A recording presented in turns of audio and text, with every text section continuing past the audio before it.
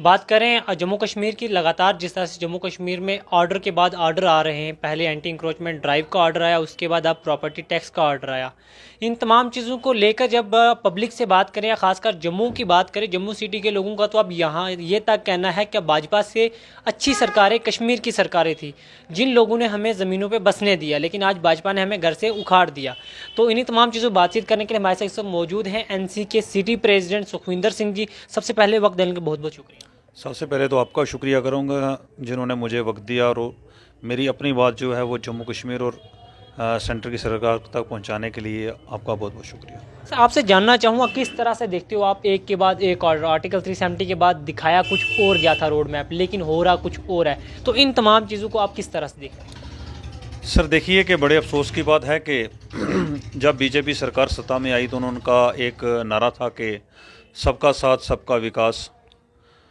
मगर बड़े अफसोस की बात है कि जब हम जम्मू कश्मीर को लेकर अगर इस चीज़ की बात करें तो कहीं ना कहीं आप समझेंगे और आप ये देखेंगे भी कि जम्मू कश्मीर को समझने में हमारी जो सेंटर की सरकार है, बीजेपी सरकार ख़ास तौर पे, वो कहीं ना कहीं फेल रही है।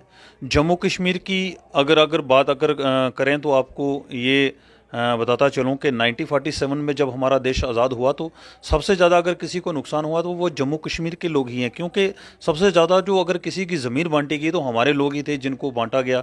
सबसे ज़्यादा खून खराबा अगर हुआ तो वो देखिए 1947 में हमारे जम्मू कश्मीर के लोगों के साथ हुआ। मगर बीजेपी जब सत्ता में आई, जब नेशनल कॉन्फ्रेंस की सरकार चली गई, जब पीडीपी के साथ इनका कोलिशन हुआ तो इन्होंने कहा था कि हमने कश्मीर और कश्मीरियत को समझना है, हमने कश्मीर को बचाना है और कश्मीरियत को भी बचाना है। मैं ये समझूंगा कि कहीं ना कहीं बीजेपी सरकार कश्मीर और कश्मीरियत को समझने में नाकाम रही है। आपका क्या कहना है कि भाजपा कश्मीर और कश्मीरियत को आज तक नहीं समझ पाई? क्योंकि प्रधानमंत्री की बात करें, वो तो दिल्ली से नारे लगा रहे थे कि कश्मीरी जो है गले लगाने से मिलेगा, ये तमाम चीज़ें होंगी। देखिए यही तो बेसिकली बात है। आप पूरे देश में बीजेपी कश्मीर का नारा लगाकर बीजेपी वोट लेती है, अगर वो वोट लेती है तो कश्मीर में आकर वो कहीं ना कहीं कश्मीर को समझने में वो नाकाम रहती है। मैं समझता हूं कि बीजेपी को इस चीज़ पे बिल्कुल ही, मैं समझता हूं कि वो इस चीज़ पे फेल है। आपसे जानना चाहूँगा, जिस तरह से बात करें एंटी इंक्रोचमेंट ड्राइव जो जम्मू में चली, बठिंडी में भी चली थी, नई बस्ती में एक ऑर्डर है और उसके बाद रिहाड़ी में ऑर्डर है, लेकिन रिहाड़ी में जो बीजेपी के चीफ हैं रविंद्र रैना जी, वो खुद पहुंच गए, नई बस्ती में भी एग्जैक्ट टाइम पे पहुंच गए, लेकिन बठिंडी में वो खुद नहीं गए। क्या वहाँ पे पिक एंड चूज हो रहा है? हाँ, यही बेसिकली यही चीज़ हमें कश्मीर वालों को समझनी पड़ेगी, जम्मू कश्मीर वालों के। यहाँ अगर आप किसी की धर्म देखकर अगर ये देख रहे हो तो ये बहुत बड़ी नालायकी है। एंटी एनक्रोचमेंट की बात की जाए तो मैं ये समझता हूं कि बीजेपी के बहुत बड़े दिग्गज लीडर हैं जिन्होंने हजारों कनाल गरीबों से जमीन लेकर आगे बहुत ही महंगे दामों में बेची है। आपको अगर बुलडोजर चलाना था, उन बीजेपी की सरकार के वो जो नेता रहे हैं, वो एमएलए हो, एमएलसी हो, एमपी हो, आप उनकी इंक्वायरी करो पहले। सबसे पहले गरीब लोगों को आप एंटी एनक्रोचमेंट के नाम पर अगर ये ड्राइव चला रहे हो, सबसे पहले अगर बुलडोजर ही चलाना तो बीजेपी के वो नेता जिनके अंडर हजारों कनाल जगह उस पर चलाओ पहले। गरीबों को लेकर आप क्या देख रहे हो? ये तो मैं समझता हूं कहीं ना कहीं फेल है ना। इसी चीज में हम देख रहे हैं कि जम्मू कश्मीर को अगर बचाना है, मैं ये समझता हूं कि जम्मू कश्मीर को अगर बचाना है तो सभी जम्मू कश्मीर के जितने भी नागरिक हैं वो डॉक्टर फारूक अब्दुल्ला साहब को ही लाकर, अगर कोई बचा सकता है वो जम्मू कश्मीर में डॉक्टर फारूक अब्दुल्ला साहब ही हैं। लेकिन बात करें जिस तरह से एंटी इंक्रोचमेंट ड्राइव की जब ऑर्डर निकले, उनमें एनसी के दिग्गज जो लीडर थे उनके लगातार जो नाम हैं वो आ रहे थे। बात करें सज्जाद किचलू जी का नाम आया, अली मोहम्मद सागर जी की प्रॉपर्टी आई। एनसी के लीडरों के ऊपर इल्ज़ाम लगाए गए इन्होंने अपनी पावर का नाजायज़ फ़ायदा उठाया, अपने पावर में रहते हुए, इक़्तिदार में रहते हुए इन्होंने बहुत सी ज़मीन पर जो है गैर कानूनी तरीके से कब्जा किया। कि ये सही किया था उन्होंने? सर देखिए, मैं आपको बताता हूँ कि हमारे पास एक राइट टू इन्फॉर्मेशन एक्ट है, RTI। आप मीडिया हजरान दीजिए RTI एक सेंट्रल गवर्नमेंट को, ये देखिए कि कौन से लीडर के पास कितनी जगह है। एक सरकार में अगर आदमी एक 70 साल से अगर वो रह रहा है तो आप देखिए 2014 से लेकर देखिए ना, हमारे देश में 35,000 करोड़ रुपया बाहर से जो था कर्ज था हमारे देश में। 14 से लेकर 2023 में हमारे वो 85,000 करोड़ हो गया। क्या चीज़ है? हमारा कहीं ना कहीं देश इस चीज़ पे पीछे जा रहा है। अगर आप बात करेंगे कि एनसी के लीडर, आप सारी आरटीए लगाओ, सारे देखो कौन से लीडर के पास कितनी जगह है। आज तो किसी चीज़ पे छप तो नहीं सकती ना कहीं चीज़, हर चीज़ सामने है। आप आरटीए लगाओ। मैं आपको कह रहा हूँ, आप मीडिया वाले हजरान, आप सच को हमेशा सामने लाते हैं। आप एक आरटीए लगाओ सेंट्रल गवर्नमेंट को, देखो किस लीडर के पास कितनी जगह। मैं आपको बताता हूँ, हमारे पुंछ के ऐसे कुछ लीडर हैं बीजेपी के, जिन्होंने गरीबों से जगह लेकर आगे बड़े महंगे दामों में भेजी। आज वो उनकी ज़मीन भी चलेगी बेचारी, कहीं ना कहीं किसी आप देखें कि खालसा सरकार बेच दी, किसी ने चुनाव बेच दी, ऐसी बहुत सारे वो उन्होंने घोटाले किए हैं। इन पे कार्रवाई क्यों नहीं होती है? एक साइडा कार्रवाई कभी नहीं करनी चाहिए। ये हमारा देश का संविधान भी यही कहता है कि हम हिंदू मुस्लिम सिख ईसाई सभी के, अगर कानून है, कानून सभी के लिए बराबर है। आप सभी के खिलाफ निकालो। क्या बीजेपी के वालों के पास प्रॉपर्टी नहीं है? ऐसा हो सकता है कभी? ये बीजेपी के भी नेताओं के नाम आए, कविंदर गुप्ता का नाम आया, चौधरी अब्दुल गनी कोहली का नाम आया, उन्होंने तो अपने नेताओं के नाम भी निकाले हैं। सर देखिए, सबसे पहले एंटी एनक्रोचमेंट ड्राइव से पहले उनका नाम आया था कि उन्होंने एक जो कविंदर गुप्ता जी ने जो अपना एक बनाया था मकान, वो किसी लैंड पे है जो सरकारी लैंड पे है। सबसे पहले आपको उसको गिराना चाहिए था। जो जहाँ एनसी के नेताओं की अगर गिराना चाहते हो या पब्लिक को आप वोट के पीछे अगर ऐसा करना चाहते हो, तो सबसे पहले आपको बीजेपी के नेताओं के घर गिराने चाहिए थे। हमारे पुंछ में भी बहुत सारे बीजेपी के नेता हैं, बहुत सारे प्रेसिडेंट हैं, उनकी भी ज़मीनें जो खालसा सरकार में बनी हुई है, पहले यहाँ से शुरू कीजिए आप। अब देखिए, कुछ दिन पहले हमारे पुंछ में इन्होंने ड्राइव चलाई एंटी एनक्रोचमेंट। वो बेचारे जो गरीब लोग दिन दिहाड़ी लगाते थे, 1000 रुपया 500 रुपया कमाते हैं, अपने घर चलाते हैं, जिन्होंने अपने बच्चों को पालना है, आप उनकी रेडियाँ उठाकर अगर फेंक रहे हैं, तो सबसे पहले बीजेपी के दफ्तर गिराओ जिन्होंने सरकारी लैंड पे बनाए हुए हैं।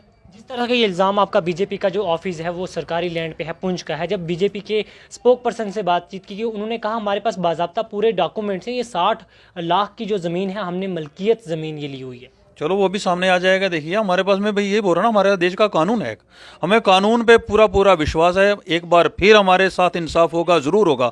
हम इसके लिए, जैसे हम 370 और 35A के लिए केस लड़ रहे हैं, हम इस चीज़ के पीछे भी नेशनल कॉन्फ्रेंस खड़ी है, और लोगों गरीबों की आवाज़ उठाने के लिए नेशनल कॉन्फ्रेंस इस पर भी केस लड़ेगी। आपसे एक और सवाल करना चाहूँगा। तहसील कॉम्प्लेक्स मंडी की बात की जाए, बीजेपी के स्पोक पर्सन ने ये कहा था कि जो तहसील कॉम्प्लेक्स मंडी है, ये एनसी वालों ने स्टेट की ज़मीन स्टेट को बेची है। सर लगाने को क्या, मैं भी कुछ बोल दूंगा, आप उसकी इंक्वायरी कीजिए, साफ हो जाएगा, सामने आ जाएगा, उसमें क्या है। हम तो चाहते हैं आप एक टीम बनाओ, बीजेपी वाले भी देखें, एनसी वाले भी देखें, कांग्रेस वाले भी देखें, कौन कितने पानी में है, ये सबको पता चल जाएगा। हम तो खिलाफ नहीं है देश के, हमने देश को बनाया है। नेशनल कॉन्फ्रेंस से वाहिद एक ऐसी जमात थी 1947 से लेकर आज तक जिन्होंने इस देश की एकता, अखंडता, हमारा भाईचारा, हिंदू मुस्लिम सिख इत्तेहाद को जिंदा रखने में अगर जम्मू कश्मीर में अगर कोई सरकार रही है, वो नेशनल कॉन्फ्रेंस है। आज आप अगर आप देखें, हमारा एम्प्लॉयमेंट कितना बढ़ चुका है, अनएम्प्लॉयमेंट इतनी हो चुकी है कि जम्मू कश्मीर में सबसे ज़्यादा जो एम्प्लॉयमेंट हमारे जम्मू कश्मीर में है। सबसे ज़्यादा ड्रग्स की अगर स्मगलिंग हो रही है, तो हमारा जम्मू कश्मीर के लोगों को खराब किया जाए, हमारे युवा को कहीं ना कहीं इन्वॉल्व किया जाए। आपको चलाना चाहिए था कश्मीर और कश्मीरियत के, जम्मू कश्मीर को बचाना था। आपने इस तरफ ध्यान देना था, लोगों को नौकरियां देनी थी, ना कि लोगों को उलझाने के लिए। देखिए, मैं आपको एक ड्रामा बता दूं। जब एंटी एनक्रोचमेंट जब ये आया बिल, तो इन्होंने कहा कि हमने जितने भी दिग्गज लीडर हैं, हमने उनकी सभी की प्रॉपर्टी गिरानी है, सभी को हैंड ओवर करना। अब देखिए, इन्होंने देखा कि वो सबसे ज़्यादा तो हमारे लोगों के पास हैं, इन्होंने उस पर क्या की दिया, उस चीज को डाइवर्ट करने के लिए एक प्रॉपर्टी टैक्स लगा दिया। प्रॉपर्टी टैक्स में एक बेचारा जो रेडी वाला है वो भी आ रहा है, जो हजारों कनाल जिसके पास जमीन है उसके पास भी आ रहा है। हजारों कनाल वाला बेचारा कुछ ना कोई बेच के आगे पीछे से किराए से वो अपना निकाल देगा, बेचारा रेडी वाला कहां से निकालेगा। अब ये तो देखो यार, लोगों को बचाना है, हमने जम्मू कश्मीर को बचाना है, इस देश का अभिन्न भाग समझे आप इसको। है 1947 से लेकर आज तक हम जम्मू कश्मीर जो है इस देश का अभिन्न भाग है। हम अगर समझे इंडिया के नक्शे को देखो तो सिर का ताज है वो जम्मू कश्मीर, सबसे ऊपर पे आप ताज है वो। अगर इसको आप बर्बाद करने की कोशिश, आप इसको तो बिहार बना रहे हो ना। आप यहाँ के लोगों को जो अनएम्प्लॉयमेंट उसको खत्म कीजिए, नौकरियां दीजिए, ड्रग्स खत्म कीजिए। आप तो बोल रहे थे, हम जब हमारे 2014 में आप जब ये आए थे तो उन्होंने कहा था हमने कश्मीर से जो है खत्म कर देनी है, जो मिलिटेंसी खत्म कर देनी है, यहाँ पत्थरबाज कोई नहीं है। आप सीधा सीधा मीडिया को नहीं अलाउड कर रहे हो। 3 साल आपने कश्मीर में इंटरनेट बंद करके रखा, किस लिए? ये भी तो देखने वाली है, यहाँ ह्यूमन राइट्स कहाँ है फिर? अगर आप किसी की बात नहीं सुन रहे, सच सामने नहीं ला रहे हो, तो इसका मतलब कहीं ना कहीं आप वायलेशन कर रहे हो। इसलिए मेरी आपके मीडिया से अपील है, इस कानून को, जो प्रॉपर्टी टैक्स आपने लगाया, गरीबों को किसी जगह पे बख्श दो, लोगों को नौकरियां दो, खाने पीने की चीज़ें दो। ऐसी चीज़ों में उलझाकर सिर्फ ये नहीं कि आपने पूरे देश में वोट मांगना है, कश्मीर को आपने लोगों को ये बताना है कि देखिए हमने इन लोगों को काबू में करके रखा, काबू में करके नहीं रखा है, आप इनके ऊपर दबाव डाल रहे हो। इस देश का कानून जिंदा, हम भारतीय हैं, जम्मू कश्मीर, कश्मीर से कन्याकुमारी तक देश एक है। आप इस चीज़ को समझो, ऐसा मत करो। लेकिन बात करें प्रॉपर्टी टैक्स की, वो तो पूरे इंडिया में चल रहा है कि जम्मू कश्मीर में आ जाता है तो उससे दिक्कत क्या होती है? देखिए 1947 में जब हमारा देश आज़ाद हुआ तो आपने देखा होगा यहाँ का जो जोग्राफिकली आप इसको देखें कि हमारा तकरीबन जो एरिया पहाड़ी एरिया है। यहाँ के लोग, मैं आपको बताता चलूँ कि यहाँ के लोग मजदूरी करने के लिए पंजाब जाते हैं, हिमाचल जाते हैं बेचारे। अब ये देखिए, आप इसको दिल्ली के साथ आप कंपेयर थोड़े कर सकते हो जम्मू कश्मीर को। आप जम्मू कश्मीर को पंजाब के साथ कंपेयर नहीं कर सकते, आप जम्मू कश्मीर को मुंबई के साथ कंपेयर नहीं कर सकते। यहाँ के गरीब अवाम लोग हैं यार। अब यहाँ का देखो तो सही है ना, ग्राउंड रियलिटी क्या है यहाँ की। सबसे पहले आपको ग्राउंड रियलिटी देखनी पड़ेगी। आप वो इसको दूसरी सिटी के साथ कंपेयर करके अगर ये कहें कि पूरा देश टैक्स दे रहा है, मैं समझता हूँ ठीक है, अच्छी बात है, दे रहा है, मगर उनको उतनी फैसिलिटीज मिलती हैं। आज हमारे यहाँ रोडें नहीं बनी हैं, कई ऐसे गांव हैं आज तक लाइट नहीं पहुंची है। पानी, आपको मैं अपने पुंछ सिटी की बात बताऊं, हमारे पास पानी जो है वो चौथे दिन आता है, 4 दिन के बाद पानी आता है, वो भी 25 मिनट या 30 मिनट पानी आता है। तो क्या समझते हैं आप? अब इस चीज़ को कंपेयर दिल्ली के साथ करेंगे? इस चीज़ पर आपने ध्यान देना है। आप लगातार एनसी की बात करें, एनसी के बहुत से ऐसे पुराने नेता हैं जो एनसी छोड़ के गए बीजेपी में, और उसके बाद उन्होंने ये कहा क्या कश्मीर पे ज़्यादा फोकस एनसी ने किया, जम्मू को जो है लाइमलाइट नहीं किया गया। सर देखिए, अगर आप भी एक पढ़े लिखे हैं, आपने भी देखा होगा कि अगर कोई लिस्ट निकलती थी, नौकरी निकलती थी, ऐसा नहीं था कि कश्मीर के ज़्यादा लगेंगे या जम्मू के नहीं लगेंगे, ऐसा कभी नहीं हुआ। आप सारी लिस्टें उठा, डेवलपमेंटल बात की, डेवलपमेंट की बात करें तो हमारा पुंछ कहाँ पड़ता है? क्या जम्मू की रोडें ठीक नहीं है? कश्मीर में भी आप घूमे होंगे, आप कश्मीर में देखिए कई ऐसी जगह वहाँ भी वो आज तक रोड जो है कहीं ना कहीं वो कमी रही है। हमारी सरकारों ने पूरी कोशिश की है। जम्मू कश्मीर को अगर अच्छा शहर बना के रखा, द सिटी ऑफ टेम्पल अगर किसी ने बना के रखा, उसको मेंटेन करके रखा, तो वो वाहिद एक नेशनल गवर्नमेंट सरकार थी। यही उनका बेसिकली है डिवाइड एंड रूल। ये जो उनकी पॉलिसीज है ना, यही कि वहाँ कश्मीर को ज़्यादा दे दिया, जम्मू वालों को कम दे दिया, ये डिवाइड एंड रूल है। ये एक नफरत का बीज है, हम इसको कभी उगने नहीं देंगे। तो आप क्या कहना चाहोगे, अगर आज के टाइम में इलेक्शन हो जाते हैं, क्या एनसी जो है ग्राउंड पे पूरी तरह से स्ट्रांग है? बिल्कुल। इस इलेक्शन क्यों नहीं हो रहे हैं? इतने सालों से इलेक्शन क्यों नहीं करवा रही है बीजेपी? उसको पता है हम कहीं ना कहीं फेल हैं जम्मू कश्मीर में। वाहिद एक सरकार है नेशनल कॉन्फ्रेंस जो आएगी, और मैं समझता हूँ बिल्कुल सभी को साफ करके ये क्लीन स्वीप करके आएगी इन सभी को। ये इसीलिए बीजेपी हमारी जो है वो इलेक्शन नहीं करवा रही है। हम चाहेंगे कि ज़्यादा से ज़्यादा, आपको अगर लगता है कि आपने ज़्यादा डेवलपमेंट किया, आप इलेक्शन करवा के देख लो। अब लोगों का ये भी कहना है ऐसा माहौल बन चुका है कि आने वाले वक्त में एनसी की और भाजपा की हुकूमत बन सकती है अलायंस होकर। क्या इसके बाद आप भाजपा के साथ अलायंस करने जाएगी? देखिए, ये मैं तो इस चीज़ पे नहीं बोल सकता कि मेरी जो सीनियर जो मेरे लीडर हैं वो किसके साथ कोलिशन करें, मगर एक आपको मैं बात बता दूं, सेंटर के मुंह से अगर कोई छीन कर अगर कोई चीज़ ला सकता है जम्मू कश्मीर के लिए, वो डॉक्टर फारूक अब्दुल्ला है। वो किसी के साथ भी रहेगा।